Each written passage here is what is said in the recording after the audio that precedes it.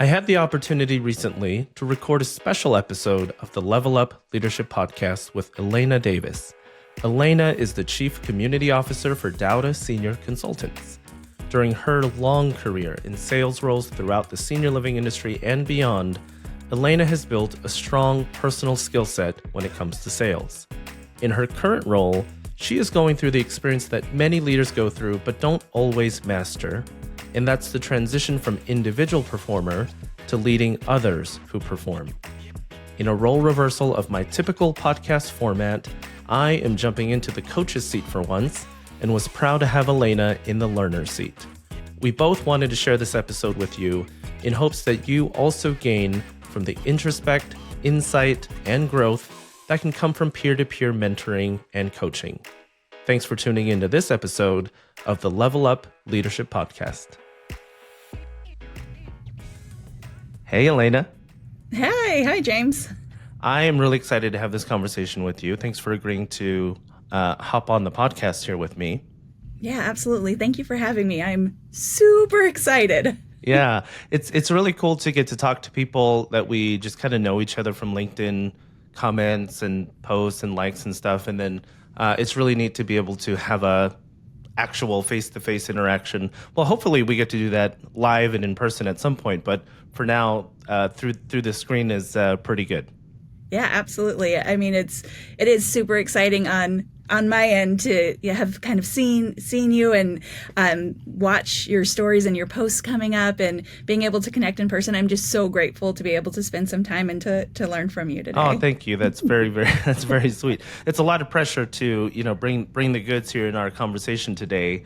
But I can tell just from the interactions that we've had before and leading up to a little bit of prep work leading into this recording, you really come across as a very open and self-aware person. And I think, the premise of this conversation is coaching and development. And before we hit record, you and I were talking about how rare it might feel in our profession to feel like someone has specifically poured into you, like in a formal leadership and development perspective. You've learned a lot in your career. I've learned a lot. Both of us still have a lot to learn.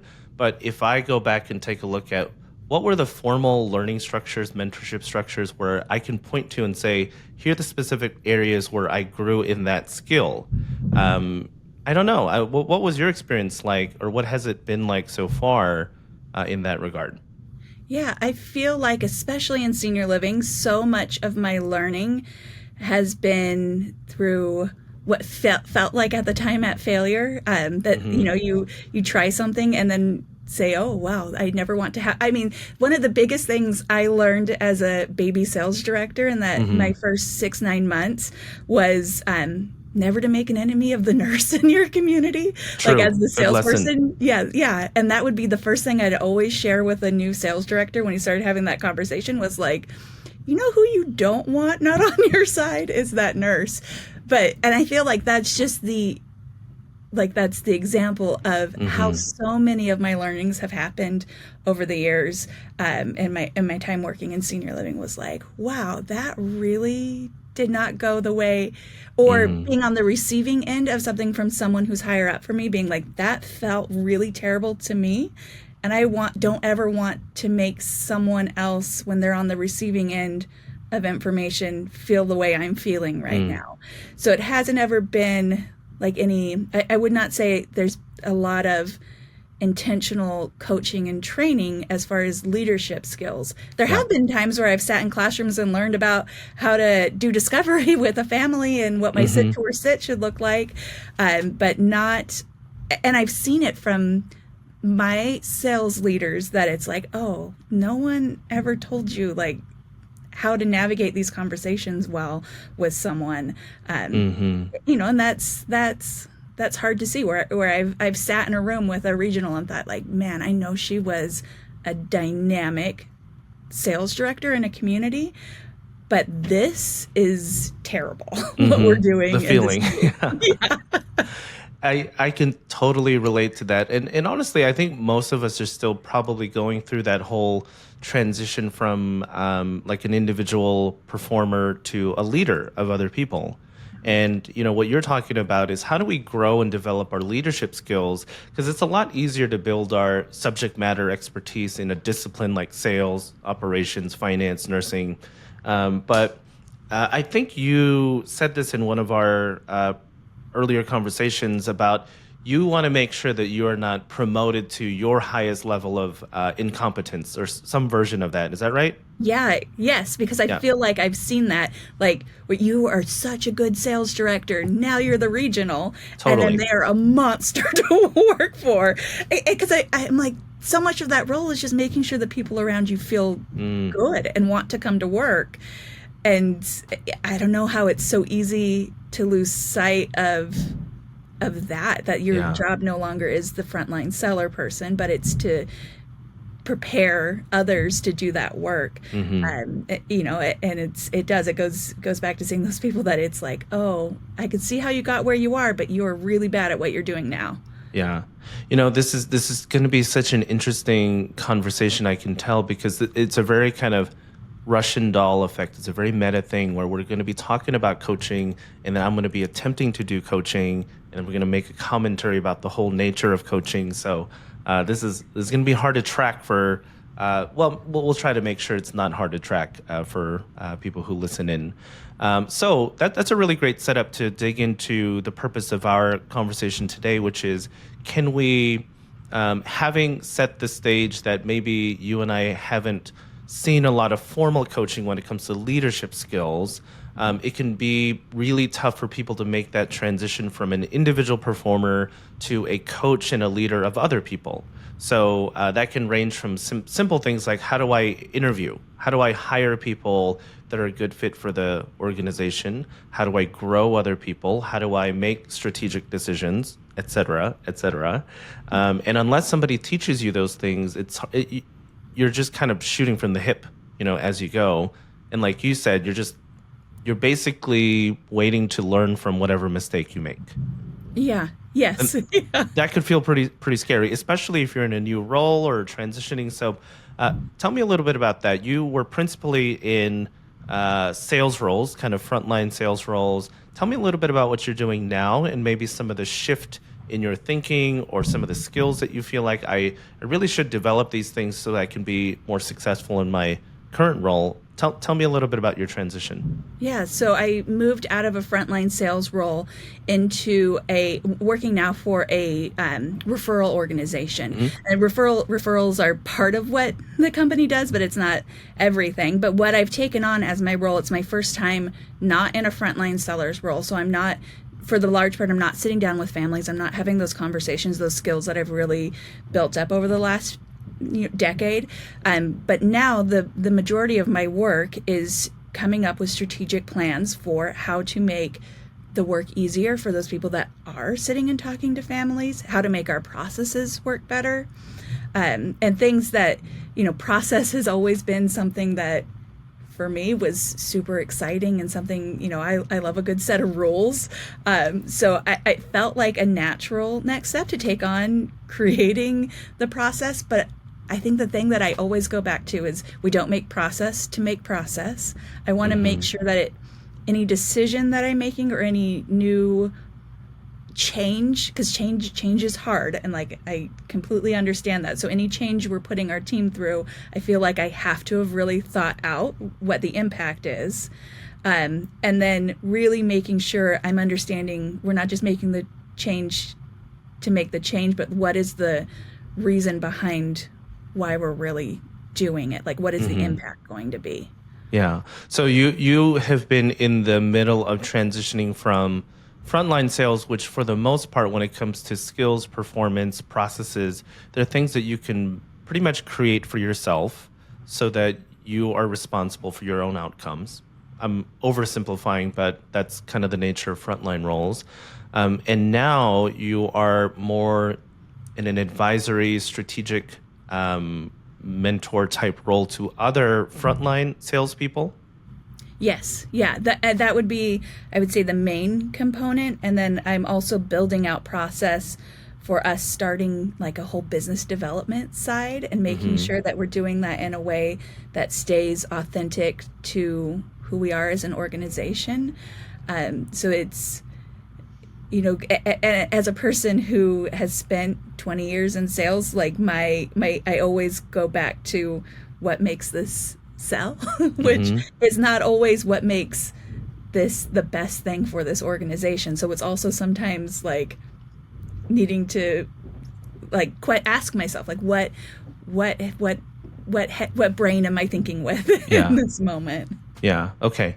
That's good. It's given me some context here. If I were to ask you right now, Elaina, that what are the areas that you feel like the skills that you currently possess make you a good fit, that you're going to be it's going to be very probable that as you do your work, you'll be successful. So I guess in a way, I'm asking what your strengths are, but beyond what your strengths are, do you have an accurate assessment of what you feel like your superpowers are that'll lend itself to you being successful in your role?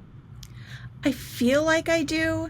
Um, what I think has always been my strength, even as a salesperson, is being able to see a problem from like to see the problem from the outside of the problem and Mm. not just focus on like this is the way it's done, but kind of taking it almost feels like where you have the cootie catcher and you open it one way and then I can get myself to open the problem the other direction and say like have I ever considered doing it this Mm. other way. So I feel like that is what my strength has been able to see the problem from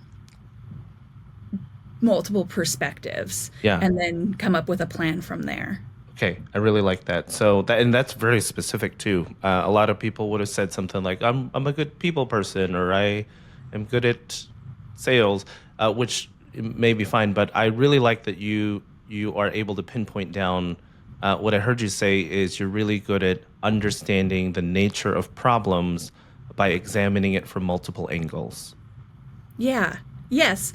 I think so. I think that that is what has made me successful in what I'm doing Yeah. is just that. Yes. Yeah. Well, we will test that today during our conversation, right? Okay. You're gonna be like, turns out that's not Like, the sorry, answer. that's going to your other list soon.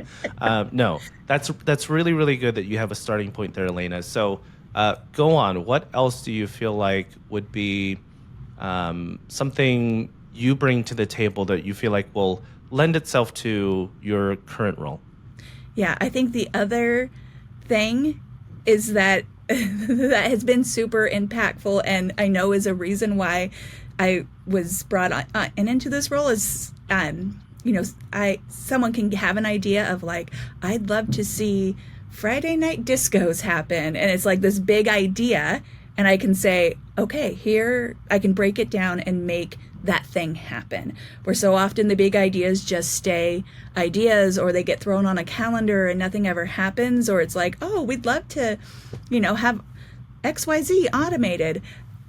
It for me, the joy that I have in my work is seeing the thing actually happen. And to me, it's always better to have a thing happen and have it be a little rough Hmm. than, oh, we're perfecting, and then and then it never gets done. So I think that that's been the other thing that has been a big strength of mine is Hmm.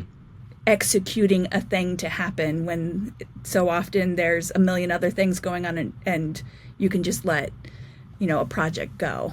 Yeah, I love that. What's your official title at your organization? Chief Community Officer. Chief Community Officer. And, we didn't even shout them out at the beginning. Tell me a little bit about your company that you're working with now. What's the name? Who's your supervisor? Tell me a little bit about that. Yeah, so the company name is Dauda Senior Consultants. People often ask, what does Dauda stand for? And it's Jen Dauda's last name. So she's the founder and CEO. And how I've been explaining our services is that we are matchmakers for seniors. So we don't help you find the love of your life, but instead we help you find the absolute best services in the Richmond region. So whether you're looking for help in the home, if you're looking to make a transition, we will be your matchmaker and help you find the perfect fit for wherever you are in your journey in aging. Yeah.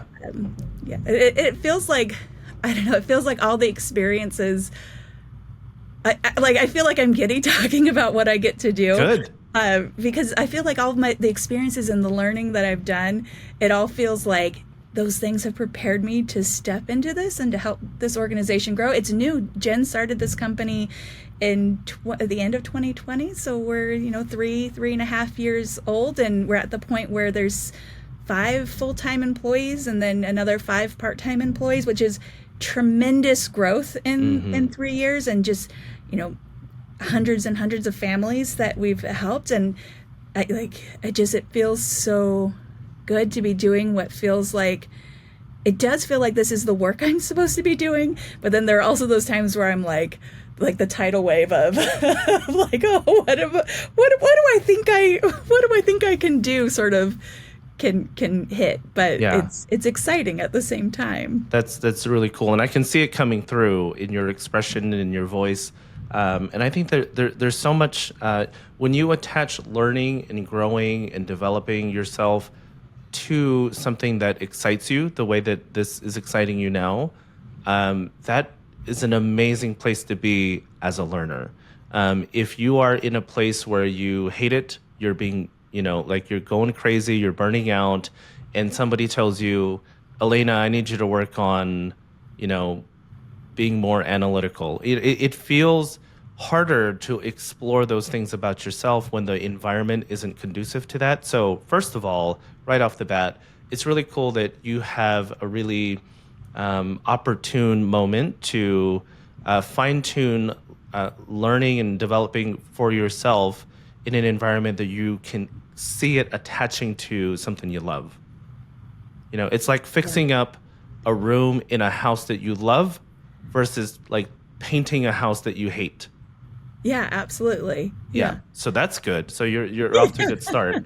So going back to your strengths, the first thing you said, that you're good at seeing the problem from multiple angles. So you're really able to kind of break down what you feel like a problem is. So that's really good on one side. And then the second one, which is almost attached to this to the first strength, is that you're good at breaking down an idea into the smaller parts so that you can execute that idea. Does that sound right? Yeah, that sounds right. Okay, cool. And do you want a third one? Because I think do. have Yes, my third one. That's where I'm going. I think so, especially as in that seller role. This I don't want to like jinx myself, but I feel like I'm a good listener. So when my ED and I would be in doing discovery with a family, and she would always say like, "Oh, I love how you like got them to where you wanted them to go by asking questions to like guide them." And I'm like, that's not at all what's happening in that room. Like, I'm listening to what they're saying and responding to what they are saying, and we're going where the conversation goes. I don't have like a set of questions to like trickily lure them down a path that says, now you move in here.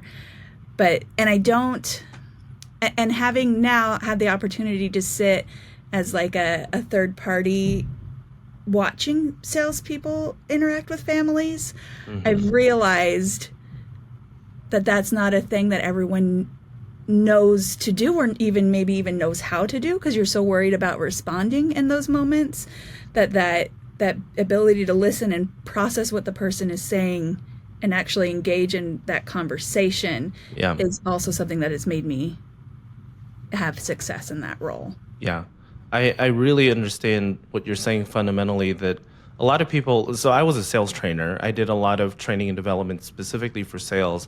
And there was this feeling that a lot of participants of the learning program, they conveyed this kind of like, what's the what's the like tips and tricks? What are the questions? What's the form that I should be using? Like, give me the cheat sheet on how I succeed in sales. And it was like, sorry, there isn't one. But you can start from a great place of listening. And it almost felt disappointing for some people that we got to the end of the sales training event. And it was like, wait, so you mean to tell me the thing that this whole sales training is about is to be better at listening and better at discovery? And like, if I do that, all of my outcomes will flow from that. To some people, that feels like a cheap, well, you could have just told me that as a memo. But then other people have a revelation throughout that experience of, oh my God, all the things I've been struggling with is because I have an end in mind and I'm not listening to my customer. And I think that's what you're talking about, is that you don't have, here's the exact road we're going to go down, but you have the built-in skills and confidence to know that if I just listen really, really well, then naturally we'll know what the next step is. Yeah, absolutely. I mean, there have been times you sit in that room and the families will say things to you that, to me, it's like, it's so impactful that that it's easy to gloss over as a salesperson, to just not go there emotionally with the family, because the conversations are emotional. And I think part of that maybe is just being willing to be open and sit in uncomfortable, and have those conversations that feel, even when I was training the person when I was leaving, we were talking about, asking if their parents still sleep in the same bedroom together. Like, it's a weird question to ask, but, and like, you're not going to just walk in the room and say, do your parents still sleep in the same bedroom? But also, like, sometimes in the conversation, that's part of where you were going, and it is an important question to ask. And she's like, I would just don't feel comfortable asking that. And I'm like, so tell them you don't feel comfortable. This is weird for me, but like, do your parents even want to sleep in the same bedroom together? Like that, it's okay to go there, because like you're joining them on this emotion. It is an emotional journey together. And I think I am willing to have those uncomfortable conversations, especially when the other person is also is giving you, because so often they'll give you things, they're dying to tell you these stories, and I think being open and willing to engage in that, so it's the listening and engaging in what they're saying, that I'm willing to sit in kind of that uncomfortable space with them. I like that. I wrote some notes down. I'm gonna circle back to it a little bit later, because I feel like I need more pieces of the puzzle. Okay. But it's getting really clear. So we have a appraisal of your superpowers, I'll call them, and then you told me a little bit about your organization. That I like the simple description that we are matchmakers for seniors to get to partners that they need, to achieve everything they want to achieve. So I like the imagery of matchmaking versus like we're a referral agency or we're a placement agency. There's lots of connotations associated with that, certainly in our industry. So matchmaking, I don't feel like it's splitting hairs or just a cutesy like reinvention. I really get what you're conveying there. Okay, so if your organization is a matchmaker for seniors and families, Yeah. what is your job related to that? So Chief Community Officer, I don't know what that means. If you had to explain that in context of your organization as a matchmaker, what do you do to help? Yeah. So as Chief Community Officer, the kind of the bubble that falls into is the other side of the match, right? So we have people who are taking care of the the one side, which is the senior, and then the community is really focused on those resources and making sure that we're good partners to the senior living communities, to the hospice agencies, to the hospitals, to the rehab. So the community, and that was the original intention behind my role. A lot of right now, our CEO and COO, so we have a 3-person executive leadership team. The other two are working as full-time advisors. So anything that would normally go and be handled by any of those 3, I'm the only one who's not working with families in an advisor role. So I've kind of taken up all of those extra things.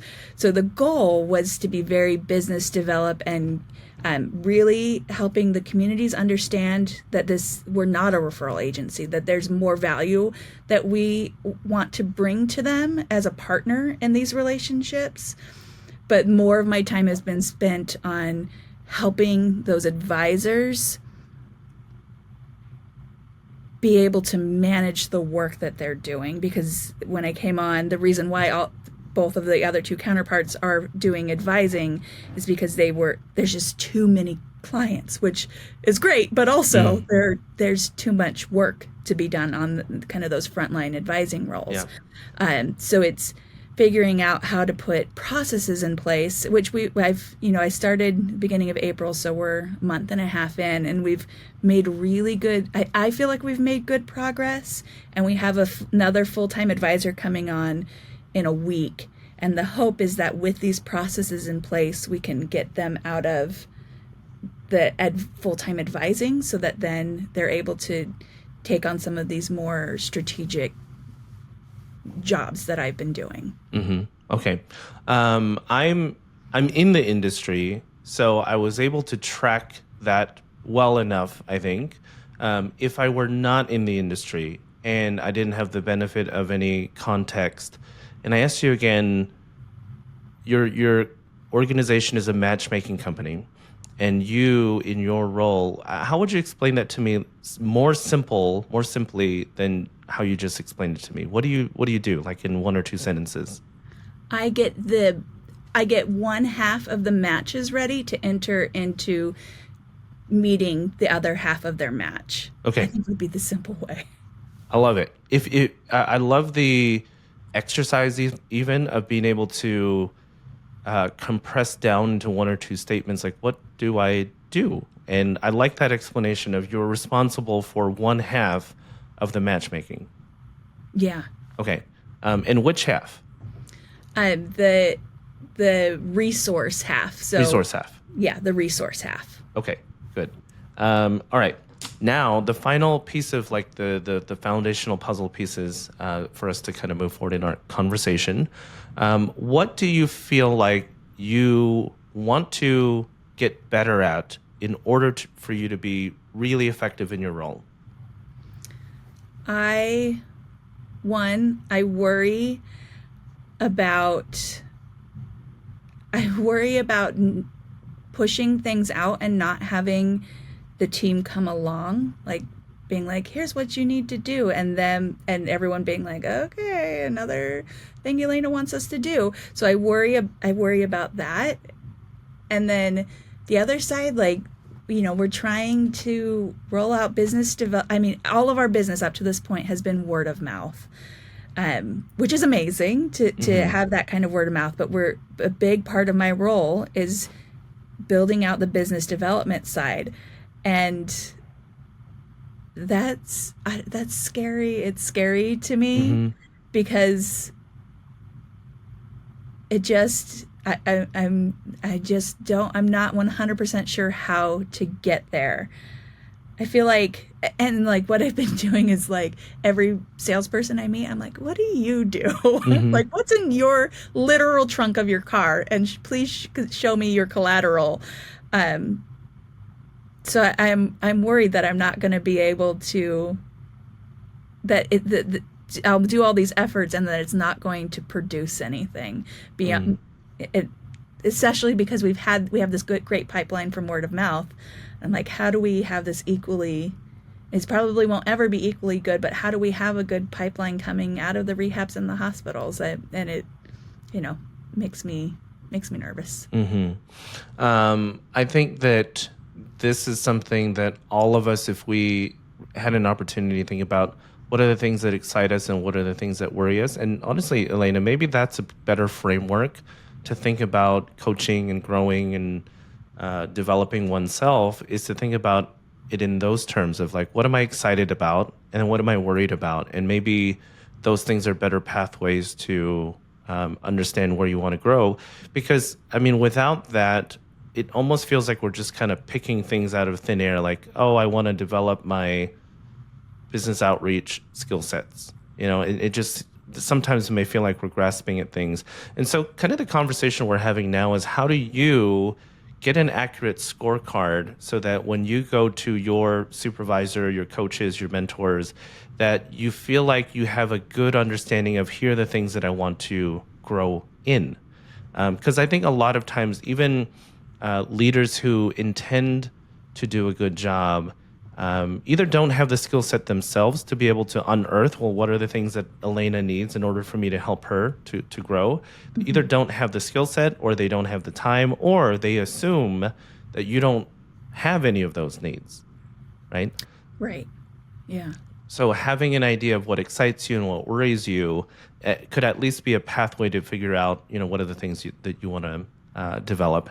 So when you thought about the conversation that we were going to have together, and you got past the moment of like, what are we going to talk about? This is crazy. And so you got past that moment and you thought about, well, what are the things? Did anything come to mind for you of like, this would be really interesting to explore with James in the context of a coaching conversation? I think the blind spots, and you don't know me and haven't seen me work, so I don't know if that's anything that you can figure out, because I feel like, as a person who was fairly successful in sales, and that all you get is the head pat, right? Like, but it's hard to know what the blind spots are and where, and maybe the things that I'm worried about, I'm just aren't. I guess I'm my worry is like, where am I missing? Mm-hmm. That's a good start. So where am I missing? So what you're saying is, do you have an accurate understanding of what do you need to level up in order for you to be really effective? Yeah, absolutely. Like, if my boss was in the room about the role I'm in now, what would they be like? Oh yeah, this is the thing that like, and I think, if I'm like being honest with myself, I don't think I've like got a good grasp around when you push and when you don't. Yeah, because with the opening the new community and leaving when we were 70% occupied, part of me was like, I was so burned out that I was just like, I can't continue to give. Like how you were talking about, like painting a room in a house that you hate. That is how I felt. And so it felt like that was not a house I could continue to be in. But then part of me is like, should I have pushed through that? And like, what is the line on that? What answer have you come up with?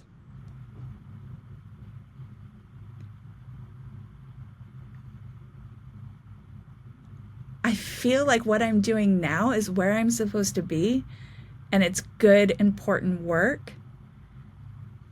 But I obviously can't have two jobs at one time. A part of me is like, what would that road have looked like? But that road, when I was standing on it, felt like I was dead inside, right? Like, so I was like, I can't be this person. And so maybe it's just the what ifs that are like in the back of my head. But it worries me because, like, I guess what's hard is I want to see something to completion, but in this industry, nothing is ever complete. Well, you stole my insight, which is even better, Elena. Because the thing on the tip of my tongue that you just said was you like to see things to completion, but you didn't get to do that in your past, role prior to transitioning. And that's what's, kind of, and you're right. I don't know you beyond our, limited conversations. So I haven't seen you work, but in a way that makes me better positioned to not have any preconceived notions. And Yeah. and and and all I'm doing is what you do for other people, which is actively listen to try and repeat back to you what I'm understanding from you. So there's nothing I can conjure up that's going to make you feel, oh, that was really great. The beauty of coaching, I feel, is like all I'm doing is asking the right questions so that you can come up with the answers. And you Yeah. are, by the way, which is really great. So, the thing that you like about yourself, the thing that you believe are your superpowers, I understand problems really well. I can see it from multiple angles, and I really understand the nature of problems. In addition to that, I can break down the vision of where we're going into the smaller parts so we are more likely to execute on that vision. So you feel like you've actually got both sides of it. I understand the nature of the problem. I understand and I'm good at breaking things down so I can get to the solution. Um, and in the middle, how you get all of that is your third superpower, which is you're really, really good at listening. Good. So it feels like you're having challenge reconciling that dynamic that you didn't get to complete all of your strengths, all of your skills. And in a way, maybe that is bringing into question your skills and strengths. Yes. Yeah. Yeah. And then so with a little bit of that hang up, that little kind of hangover of the identity of you, which is these are my strengths, and then now you're trying to move forward into a new role and seeing are those if those strengths failed you, I'm putting that in air quotes, if those strengths failed you in the past role, are they going to serve you well in this current role? Yeah. Yeah. It's scary. It is scary. And then add on top of that, here's some additional things that I'm not even maybe an expert in, but I have to figure that part out too. Yeah. Yeah. Okay. Yeah. That is where I am. Yeah. Okay. Well, thanks for joining me for this conversation. That's the end of thing. Oh, good. We got nothing but No, problems. okay. I just had to throw that in there because I thought that those let's just break up the tension with a little bit of humor. Okay, that is not the end of the episode or the conversation. So let's explore that. So I have an exercise, not an answer. I have an exercise that may help us to keep moving forward. I believe, and this is from my own self growth, and this is from helping other people where I was responsible for their development and growth. Um, I had a realization, Elena, that our weaknesses, the things that are actually the things holding us back, are rarely deficits in our own character or skill set. They're not deficits. They're actually our strengths overdone. In most cases, the things that hold us back are the things that we're really good at. We just over rely on those things. So, a question I have for you is going to be based in that concept. And let me give you an example first. Um, have you ever had a friend in your life who is really, really like funny? They're the person who like if there's a tense moment, they can like break it up with appropriate laughter. They're the person that if you're feeling down, they're there for a good time. Yeah, absolutely. Okay, cool. So if that is their strength, what would be the version of that strength overdone? I feel like being super sarcastic or making jokes of things when is not the time and place, or Hmm. yeah, resorting to comedy whenever it's at any moment as the always go to in the conversation, and Totally. then you never go below surface. Absolutely. And one other clear example here is if somebody's super, super organized, they're the person that's like, we have a group trip coming up. That person is going to be the one that coordinates, like, oh, toss it over to that person. They'll make sure we all fly in on the same day. We'll have dinner reservations. Somebody like that. You always want somebody like that in a group. Yeah, absolutely. Okay. What is that strength overdone? Yeah, that they're micromanaging the entire trip and nobody gets to sit and read a book the entire time, and you've got to be out the door by 8 o'clock, and if it's 8:01, everyone's in trouble. Yeah, it sounds like you've traveled with that friend or you are that friend, Elaina. So I won't venture a guess as to which one of those you are. When you have to explain it in those contexts, you can clearly see that the weakness for those two fictitious or real people in your life are their strengths overdone. So it's about moderating our strengths and not over relying on them, Okay. right? Yeah.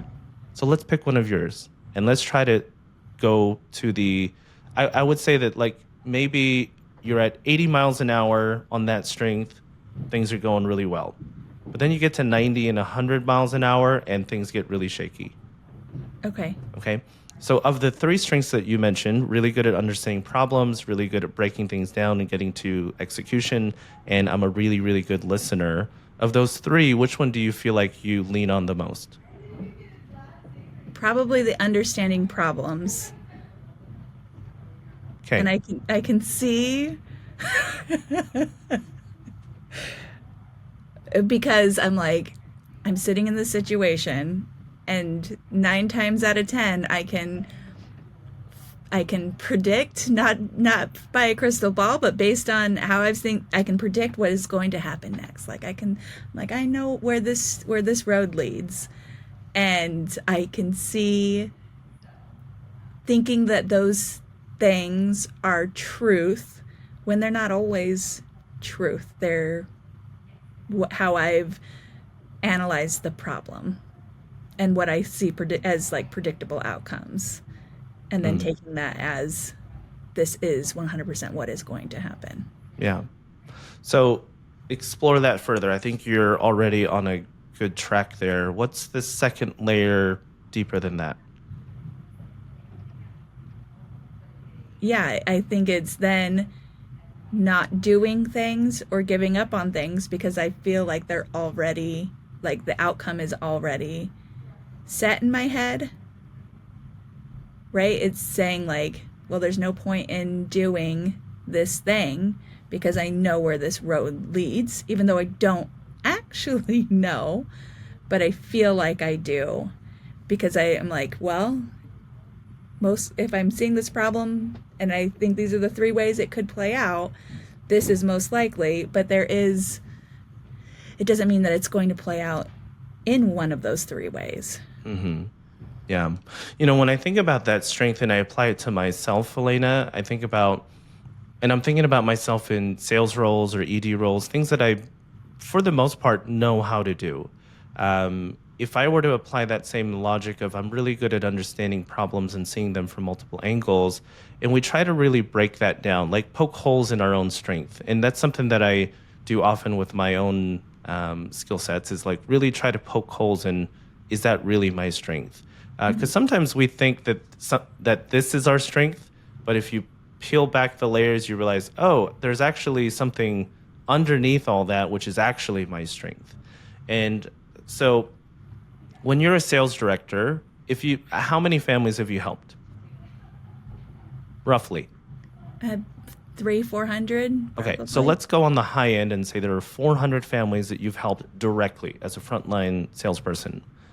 If you had to categorize the nature of problems that most families encounter, not all equally the same, but just general categorization of these are the kinds of problems that families face, are there kind of buckets that you could put those 400 people in, and how many buckets would there be?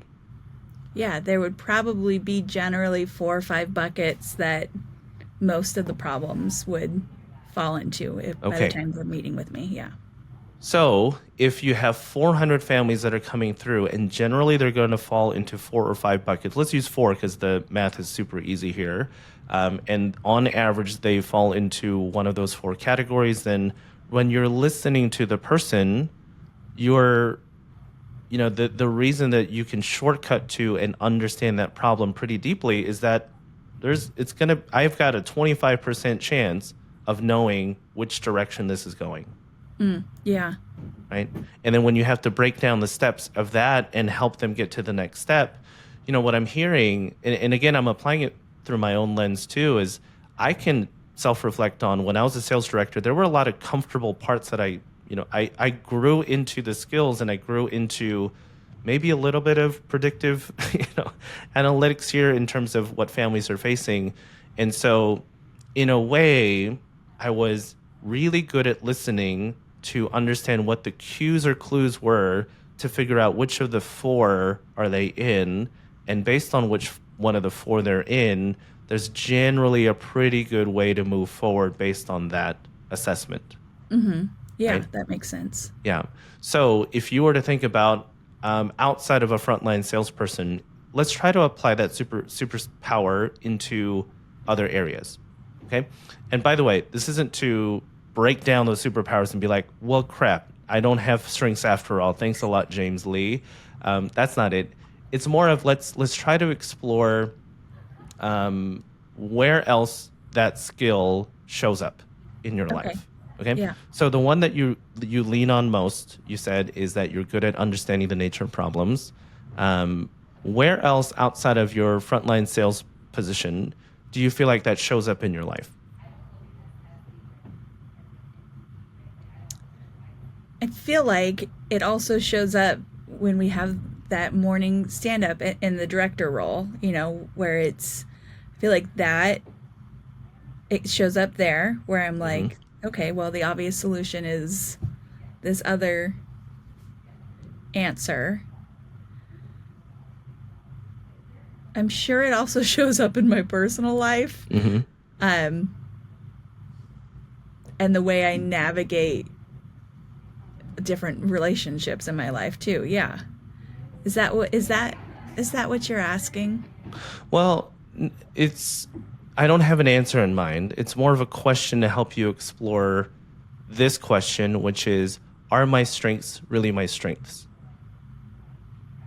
Right. I think I am often quick to jump to a conclusion based on what I think is the most likely outcome and not question it when I probably should.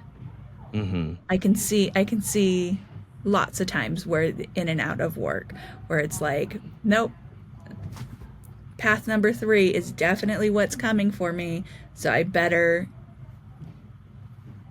get out of the way, or Hmm. like, nope, that's not going to work out. So yeah, I can see, that definitely being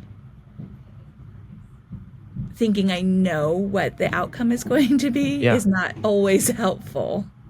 And that's what you said earlier. You talked about, am I, do I know where this is going, and am I kind of getting out of the way? Which, by the way, is not a bad thing.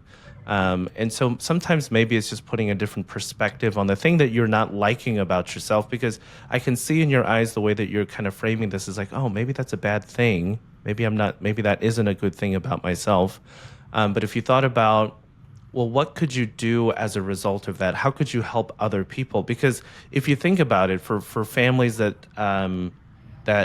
in this matchmaking service, in this matchmaking role that you have, generally they're going to fall into buckets. And then from a community perspective, the greater community on the other half, the provider side, they're also going to have general patterns. So I think that being able to understand, and maybe it's something that you've never had to articulate before, because I don't know if there are four, but four is a pretty good guess. 4 or 5 is a pretty good guess, but maybe that's part of your superpowers and that you can lend to your organization is, let me think about this. If I had to really create some archetypes, some like general pathways that people have to go down, maybe that superpower of yours can help other people who don't think the way that you do. And it's not necessarily giving them a foregone conclusion that it's going to be one of these four. But for me, when I have archetypes, like known things that repeat over and over again, then I at least as a new salesperson or a new person coming into that situation, I can have some frameworks in my mind, and it's not a foregone conclusion, but I am more likely to get to probability. Right. Right. So then you're able to build out a toolkit for these 4 typical buckets for that person who's interacting with them. Mm-hmm. And on the other side of that, that family is feeling like they're getting a ton of really good personalized support based on, kind of seeing predictable outcomes for those scenarios that come up on a regular basis. Mm-hmm.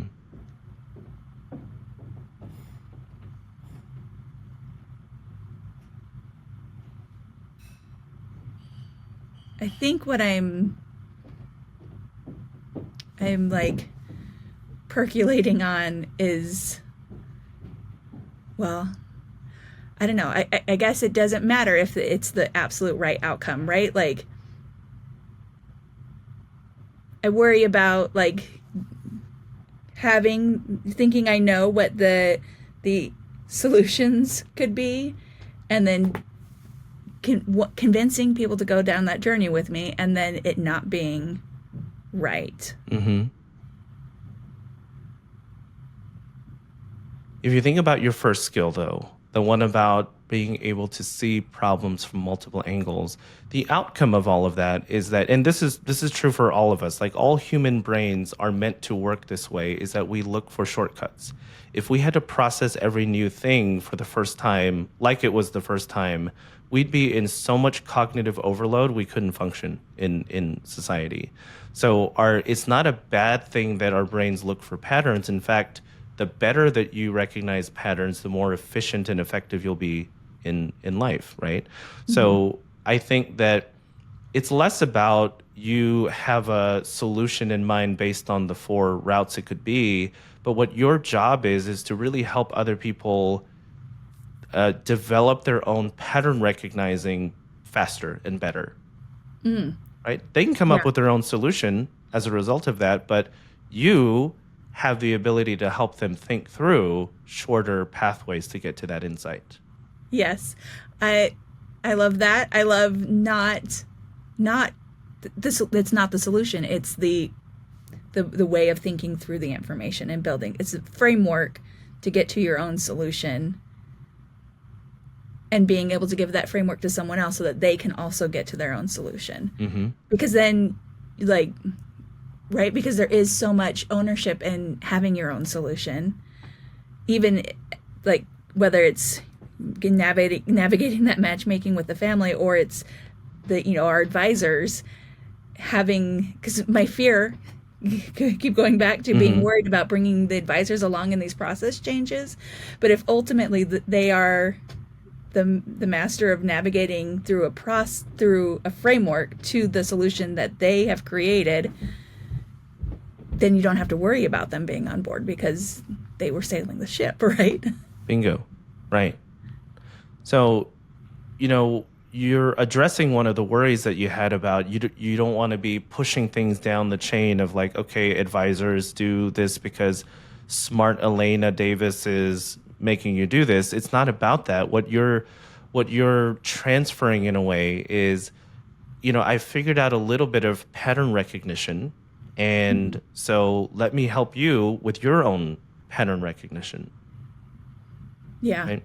Yeah. And this is an insight also that I've had again about myself and others that I've had the responsibility of supporting, is that a lot of times when I was kind of in my earlier junior roles, there was a very binary, like, what are your strengths, what are your weaknesses, and then when it came to improving your performance, which one did most people focus on, strengths or weaknesses? Like coaches, which ones did coaches focus on? Your weaknesses? Yeah. I mean, almost always they're like, hey, James, you're really great at XYZ. You need some improvement in ABC. Let's focus on ABC. It almost always fell down that way, right? And if you think about it, why do we do that? Why do we focus on ABC when your strengths are XYZ? I have to imagine because it feels like low-hanging fruit, right? Like if you change ABC that you're not good at, your outcomes will be different, is the hope. But having also been down that journey of being like, man, I don't know why I can't, and like hammering myself over the head, all it makes me do is feel like I'm now good at this and I don't want to do this anymore. Yeah. So the tough question, the $1 million question here for you, Elaina, is you yourself, do you spend more time strengthening your weaknesses or addressing your weaknesses or strengthening your strengths?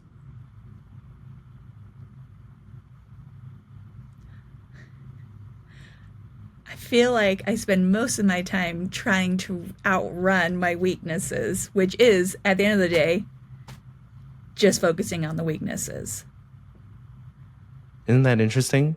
It's something that when we recognize in other people, like, hey, why are you focusing on my weaknesses? Like, aren't my, like, if you could turn all of your B plus skills into A minus skills, or you could take your D minus skills and make them D plus skills, which one has a bigger impact in your life? Right, focusing on those strengths and making them A's. Yeah. Why do we do that? Why do we do that? Well, it's because we've been taught that, and I mean, there's a lot of reasons that I think we could go into, but if you just go back to our earliest days of school and you thought about this concept of straight A's, like Yeah, very, very few people ever got straight A's. right. Okay. And the people who got 3 A's, 2 B's, and a C, what is their parent going to focus on? The C. Yeah. Instead of saying, Elaina, you did really great in English, language arts, and Spanish. That's amazing. But look, you're really bad at math, so I'm going to get you a math tutor. Yeah, Instead of, you were really good at Spanish. Who knew? I'm going to get you a Spanish tutor. yeah.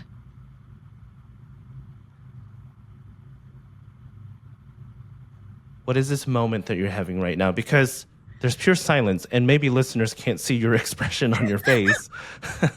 I'm processing through. I've been taking swimming lessons. I'm learning how to swim for the first time as an adult, which is terrible, right? And I'm almost done it with my first month of swim lessons. And I'm like, well, I got to sign up for another month of swim lessons because I don't know how to, like, I can't swim laps at this point. And my friend had said to me, like, but like I never would have known that you don't know how to swim because we go snorkeling and you go in the pool all the time and we're at the beach, and it's just, but I'm like, yeah, but I don't know how to swim laps, so I'm going to take another month of swim lessons even though I really hate it. And it just is making, and she's like, why are you doing this? And I'm like, I don't know. I think maybe, but it's that same type of process of like, man, I don't know how to swim, so better get a swim coach. Instead of being like, you know what I do enjoy doing? Like some other thing. Yeah. Literally anything else in the Literally world. Like, anything but swimming. yeah. But instead, because my brain's like, you don't know how to do this, I'm like, I must defeat swimming this summer. Yeah. Yeah, so it's making I don't know, but then also I do also enjoy about myself that I'm like, okay, I hate this, but I'm gonna learn how to swim, and I'm gonna learn how to swim. So it on one hand I'm like, why are we doing this to ourselves? And on the other hand, well, maybe I'll know how to swim by the end of June, right? But I can also see where I do that in other places in life. Like sometimes maybe the path of least resistance is because that's the fun way to go, and it's okay to do things that are fun. I don't know. What is the line between pushing yourself to do things that make you uncomfortable and doing the things that just feel good and easy? Here's kind of my thought on that, and I understand this like circular reasoning thing that you are doing, which you've done a few times, by the way. So that's something. It's like we're on the verge of an aha moment, and then you kind of circle around to like devil's advocacy to yourself. Yeah. Right. So it's like, okay, we didn't know this was going to be a counseling session, James. Okay, but that is something we'll come back to it. Okay. But if you can just really dig into and give yourself into these like aha moments to be able to stretch into it. Not everything needs a balance because that again, strength overdone. You're really good at examining problems from every angle, but does everything need 10 different angles? Yeah. Right? So Yeah. the strength overdone becomes a weakness, and this might be one of those examples, Elena, where you're getting to an insight, getting to an insight. Oh, I just found another angle. I just found a balance to that insight, and now, okay, I can put it away now, Yeah. right? So So how if do you I get out of that loop? Yeah. Well, I think this conversation is part of that. So if you and I were working together and I were actually your long-term coach, this is something that I would really explore. And so when we had our weekly calls or monthly, big strategy meetings about you, these are the themes that I would explore. So this is not a one and done, have the insight, now I'm fixed. It's more of, oh, there's a nugget there about kind of my own processing, my own mindset, and now let's explore that in future conversations. So Yeah. just to kind of understand that. But think about what are you good at, like just not work wise, but what do you enjoy doing? Like maybe not an A plus skill in personal life, but maybe it's a B plus, but you really really enjoy it. Yeah. I love being outside. I love being out near trees. It's why I moved from California to Virginia. Like I love being outside near trees. Love it. So what would be the version of taking you from a B plus in like outdoor appreciation to an A?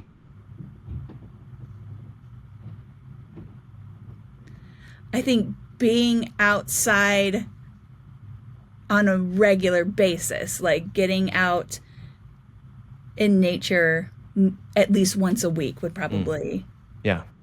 yeah, take me there. So, being in nature more, maybe joining a social group that loves nature, maybe reading a book about the native trees of Virginia, right? When you can appreciate something, it's like when you learn to cook something that used to be your favorite thing to eat, and then when you learn to cook that thing, you can now become more nuanced in, oh, this one has a little bit more garlic powder. I can taste that, right? So you appreciate the thing a little bit more because you're able to break it down a little bit.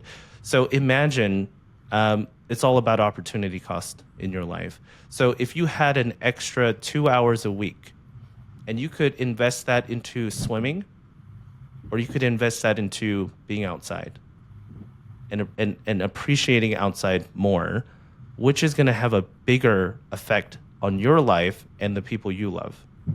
Being outside more. Yeah, right. Yeah. So if you go from a B plus to an A minus versus a C minus to a C plus, the people in your life, the people you love, and this is something I've shared before out of a recent insight I've had, the common denominator for every single person you love in your life is you. Yeah. Think about that wild realization that the common denominator for everybody you care about is you. So if you improve all of your B pluses to an A minus, if you improve your A to an A plus into an A plus plus, what effect does that have on everybody you love? They're going to be happier for me. Hmm. And you will be a bigger presence in their lives. And so the question you had about balance and how to, I wrote down as you were talking about this kind of concept of I like to challenge myself and I like to grow and I don't like to be bad at things if I can put some effort towards it. I wrote down grit for the sake of grit. Sometimes I think, and who knows where that programming comes in our minds. I do think it has something to do with like this straight A report card mentality that we've had is like instead of you reveling and enjoying the three A's, you are obsessed about the C on your report card, Right. right? Yeah, And it absolutely. is this conditioning that I think we have to erase from our minds. So here's the shortcut thing, the thing that you can maybe remember next time. The things that I focus on for myself are interrelated activities. So when you have the question of, well, what should I be focusing on if not, everything that If you don't have a rhyme and reason to the things that you're focused on, then it's arbitrary. And I think that's where stress and that's where burnout comes from. Is like if you've got three A's, two B's, and a C, and you're stressed out about your two B's and a C, your A's are going to suffer Yeah. over Yes. time, right? And then you're adding on to your C's, and that's not growing, but your three A's are now one A and four B's, Yeah. right? And I think it's this kind of downward spiral that we feel, and we're talking about swimming in nature right now, but it is a metaphor for all of the things that we do professionally too. Yeah, absolutely. I'm kind of going through a list in my head of the tasks that I dread and why I hammer on them the hardest. Even now, like I can totally see having done it in my sales roles of like, this is the thing I hate, so I better hit that the hardest instead of leaning into the things that would have made families connect with me because they felt authentic and true to me. Like, and the same thing in my current role where I'm like, I gotta focus on the thing that I hate, the thing that I'm scared about, instead of the things that like make me feel totally pumped up Yeah, to get out of bed in the morning. So yeah, that's super helpful. And yeah. I'm gonna think about that all weekend. Yeah, well, good. Enjoy your Memorial Day weekend, because your family's gonna be like, "What are you doing? Why are you signing up for outdoor nature classes?" Um, but I think this is such a powerful thing, and when we talk about the nature of coaching, this conversation. So back at the early part of this episode, I said this is a real Russian doll meta thing where we're going to be talking about coaching while doing coaching, and then we're going to come back and summarize the whole thing. So now we're at the summarizing part. How I helped you throughout this conversation. So let's break that apart a little bit using your super skill number two. What did I do in this hour-ish conversation that we had? If you had to break down, the parts of what just happened right now, the aha moments that you may be feeling right now, and so now talking about the nature of coaching, what in particular makes this conversation impactful for you? I think the big takeaway was it was like how we were talking about earlier about creating the framework and letting people get to their own solution. I feel like that's what we did. You gave me some context for at the beginning by pulling out those strengths, how to frame up the problems is like it was like that's the framework for the problems that then or what I feel are the problems that I'm kind of spinning in circles Mm-hmm. around at work, and then pulling those strengths again to the other end to say like to view the problems through the lens of what is my strength, which then I feel like it really did sandwich nicely how kind of the thought process that went through. But again, you Mm-hmm. walked me through that same framework and let me come to my own solution, which does feel like now I can take ownership of what we just talked about and that new understanding where if at the beginning you'd just been like, listen, Elena, Mm-hmm. you like, come on. Here's the Um, rub, right? I would have been like, oh, okay, James, Yeah. thanks. But there is a lot of power in having that navigated conversation and arriving at the yourself. Is that Yeah. frustrating on your end to like be like, get there? No, no, no. And but just like what you said earlier, that the funny thing here, Elena, is that all I did in this last hour was the three things that you talked about, trying to explore everything from multiple angles. I'm trying to break down something complex like what do I need to focus on into smaller bite-sized pieces, and then just really listening to what you had to say. Oh, so you use my strengths Yes, I against use me. your strengths to help you here. But there's probably something really wonderful and poetic about that too. But Yeah. also, there are nuggets of things that I introduced in conversation, like weaknesses potentially being our strengths overdone, right? And Right. then why do we focus on our C's when we have three A's? Right. Okay, So there certainly is an element of what I have to bring to a coaching conversation so that it's not just what I heard you say, Elaina, is, and I'm just repeating things back to you.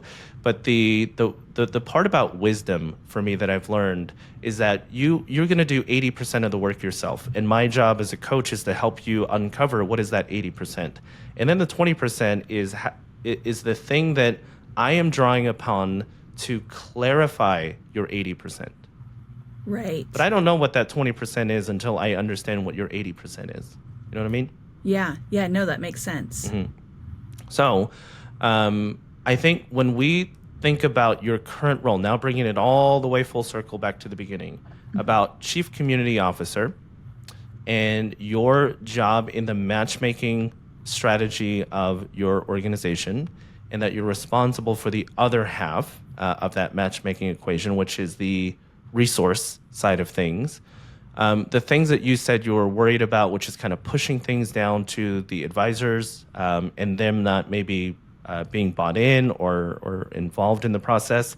And then the business development piece of it, like growing your book of business, your book of resources, I'm assuming. So when you think of all of that, and you think about your strengths and your weaknesses, and you think about you had prior to this conversation, hopefully not anymore, but prior to this conversation, you had kind of an appraisal of here are the things that I'm good at, here's what I bring to the table. Here are the things I'm worried about. And between the two, you were probably focused more on here are the things I'm worried about. Yeah, absolutely. Yeah. And so now if you think about this conversation and you think about, okay, I've got 3 A's, 2 B's, and a C, instead of focusing on your C's or your C, focus on what am I going to do with my 3 A's? What am I going to do with my 3 A's? And for me, myself, I've just kind of figured out either delegate or get rid of the C's. If I'm not good at C, find somebody who's good at C. Right. And I think this is where organizations go wrong, is that they come up with a job description and they say, I need you to do these 6 things. And it almost feels like audacious to be like, well, I'm great at 3 of those things. I'm pretty good at 2 of those things. I'm really bad at the 6th thing. Yeah. But if I'm your coach or if I'm your supervisor, if I'm your leader, I'm like, okay, well, let's cut out the 6th thing. I'll find somebody else who can do the C. Right. Right. Yeah. And it does take a little bit of bravery to say, like, I'm not good at number 6. Mm-hmm. And I think that is probably what is actually, that would be what would help me focus on those A's, just like how you're talking about. Yeah, absolutely. I can see the value in that. Yeah. This is part of what I've learned and am learning about strategy on a team, is that a lot of times leaders and organizations, they cram square peg into a round hole. They're like, well, this is what a chief revenue officer does. They do all of these things. And it's this kind of report card way of looking at a job. Is like, oh my God, I got to worry about that C on my report card because I'm really bad at sales analytics. I'm good at all of this other stuff, but I'm really bad at the analytics part. And so you just worry so much about it. But I think organizations that understand, okay, I've got a really great A player here in Elaina. She's got a C. Our company still needs that function to happen. Can we restructure things so that she does more of her A's and we can figure out a different way, a new configuration for that C to be an A from somebody else? Yeah, absolutely. Yeah. You have your A positions, which are strategically important, strategically vital to the organization. And then you have A players who are good at those A position requirements. Okay?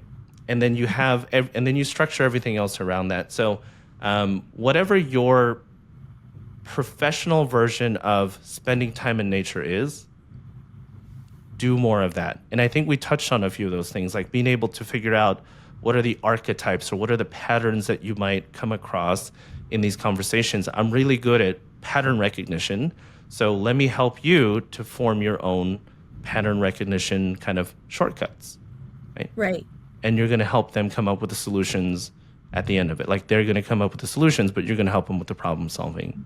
Good. Yeah. So those are ways to take your A's and run with it, help your organization, help other people. And then it's a real kind of self-awareness examination of what is the C on your report card, and is it really worth you taking that swim class? Right. We're mixing metaphors, I know. Don't cancel your swim class just because of this conversation if you really want to do it.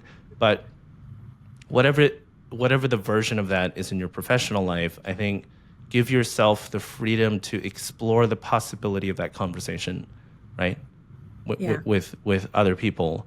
And if like, no, I'm sorry, like there's nobody else to do that function, you got to be great at it.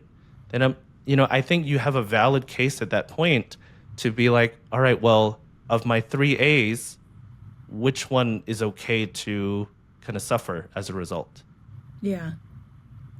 Okay.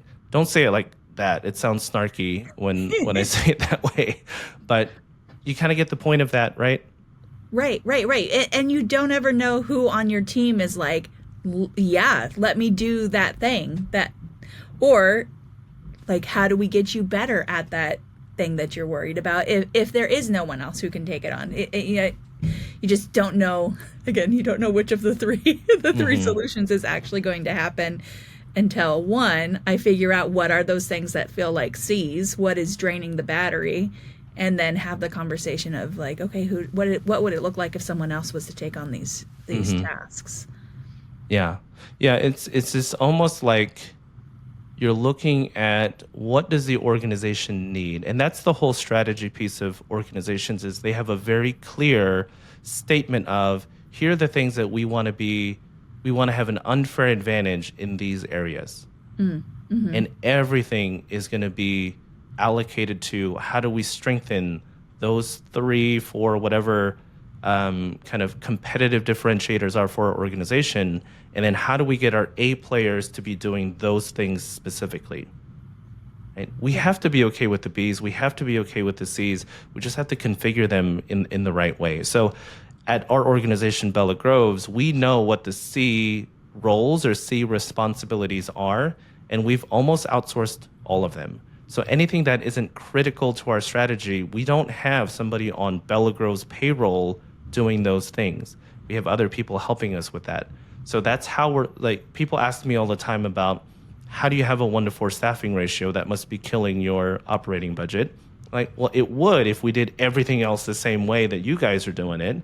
Yeah. But the truth is we are figuring out what are the A position responsibilities, and then how do I get A players to do those responsibilities, and then delegate out the C responsibilities, and then, everything kind of aligns to that. Yeah, that is, we don't need to be doing everything. The outsourcing your C's. Yes. I love that. Yeah. You just got to figure out what those are. You got to figure out what the C's are. But in order for you to know what your C's are, you got to really know what is that unfair advantage that we're looking to create. And I think that's where a lot of our industry and the softness of the language that we use, like, being a heartfelt company and all of that, it's all good, but it also almost excuses us from thinking about tangible, analytical, business acumen type stuff, which is like every company needs to understand what is their unfair advantage and how are they going about creating it. So it's not about playing nice in the sandbox. It's about having an identity. Yeah, right? Absolutely. So one of the things that I'm good at is storytelling. One of the things that was an A skill for me is, I don't know why, but from an early age, I could write very well. And what am I doing with all of that now? LinkedIn. Yeah. Right? And what am I doing with LinkedIn? And it kind of grows into this thing that feeds back to Bella Groves. So I took my A skills and I'm making them A+ skills. I'm not particularly good at another set of things, and I don't worry too much about that. I let other people do those things, and they love it because those are their A's. Right.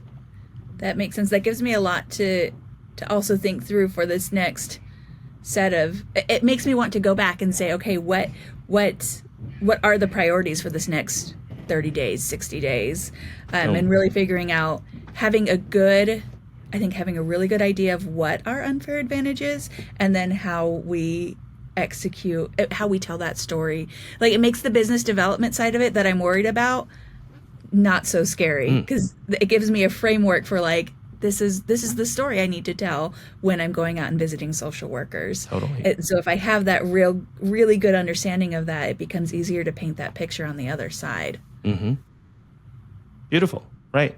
And I think that all of our, when people come to Bella Grove, so we had a customer not too long ago. He said, it's down to you and one other place. And I got to be honest with you. The other place looks a little bit nicer, especially in terms of the outside. And like, there's all these lobby areas and the outdoor space is really beautiful. I'm like, yeah, totally. I know that that's an area that, when we bought this place from our builders, they didn't focus a lot on the exteriors, which we would change moving forward. But the thing that we're really good at, our staffing ratio allows us to spend so much quality time with residents here. And we do a 13-week dementia training, so everybody here understands every part of the job. And so earlier you mentioned that you're afraid that your mom just sits around all day long at that community and doesn't do anything. So the prospect is you can go to that other community. It's going to be beautiful. She likes nature, but she's going to be sitting there alone. Right. Would you rather have that or, okay, not as many trees to look at here, but somebody's with her the whole time? So, it's just when you understand what your unfair advantage is, the C's don't really, they fall off. They really don't matter in the end because you're like, no place is perfect, but maybe we're perfect for you. Yeah, absolutely. I love that. Yeah. And it all comes from this simple foundation, maybe not simple, but this foundation of understanding I don't need to be great at everything. And it's amazing how when you unlock that insight, then personal development becomes a lot more fun of like, all right, I'm going to my nature class instead of, I got to go to my swim class.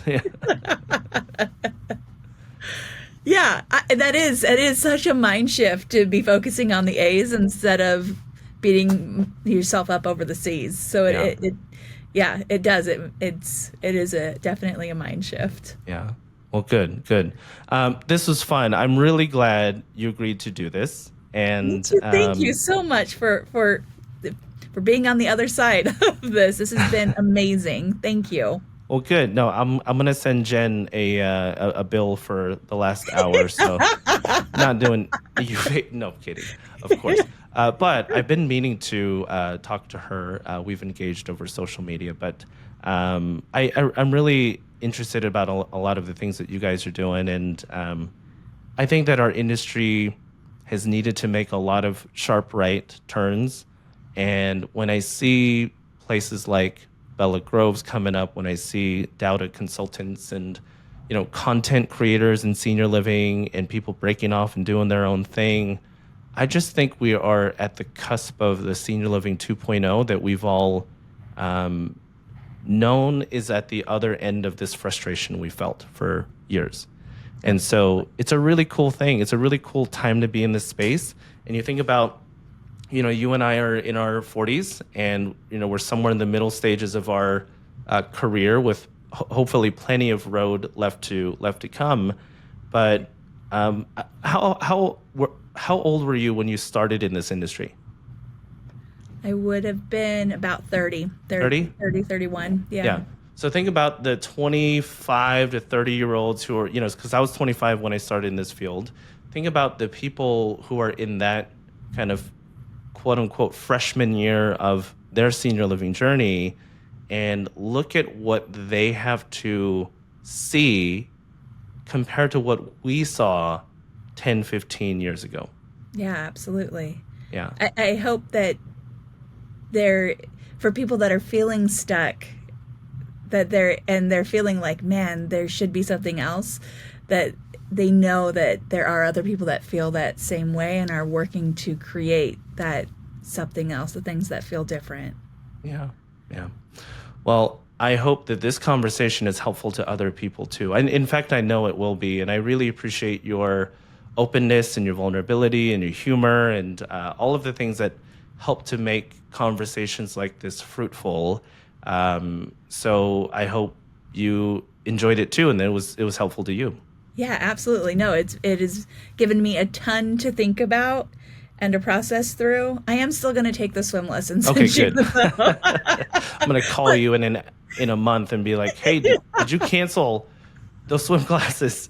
Keep the swim classes, but feed and nurture your nature side of you. I think it would be a shame if you didn't do that. I'll go swim outside. Swim outside. There you go. Swim in a lake. You're combining two things. Yeah.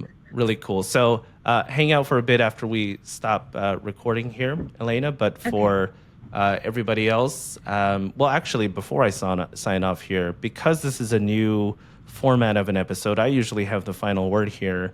But in all coaching conversations I ever have, the other person has the final word. And that final word is usually, I frame it as an aha moment. What's the big thing that you're taking away that you hope, in this case, that people listening to this conversation will take away? So I'll let you end our episode here of what's the big aha moment that you want to summarize. Yeah, the big aha moment is to elevate your A's and not to hammer on your C's. That is what I am going to be frameworking and viewing, the lens I'm going to use to view the next chapter for myself. Yeah. Is it both professionally and personally, to elevate those A's and to focus on what I'm good at and what I excel in and what brings me joy and fills me with purpose, and not just cranking away at things that that feel like those C's for me. So thank you so much for that insight, because that's going to change the way that I look at the work that I do. So thank you. Amazing. That is a really great takeaway. So everybody listening, thanks for listening to this episode. I hope you are elevating your A's. Put down that hammer. The C's aren't going to kill you, but elevate your A's. It'll change the way that you work. It'll change your mindset. And again, the common denominator for everybody that you love is you. So if you elevate your A's, just think of the impact that that's going to have. So have a great day. Go make a difference out there. Thanks for listening to another episode of Level Up Leadership Podcast. Thank you so much for joining me for this episode of the Level Up Leadership Podcast. If you enjoyed this episode, please consider subscribing to the podcast and its YouTube channel. Better yet, share it with someone you know who is on their own leadership development journey. I hope you'll be back for the next episode of Level Up. But until then, I hope that you are leading well, and remember that you are living your legacy today. So, make it a good one.